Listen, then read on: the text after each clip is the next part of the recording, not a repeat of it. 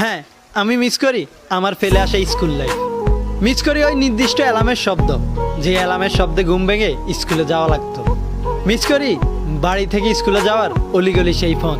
Miss করি খোলা আকাশের নিচে বিরক্তিকর সেই পিটির সময়টুকু। মিস করি স্কুলের সেই নির্দিষ্ট ইউনিফর্মটি।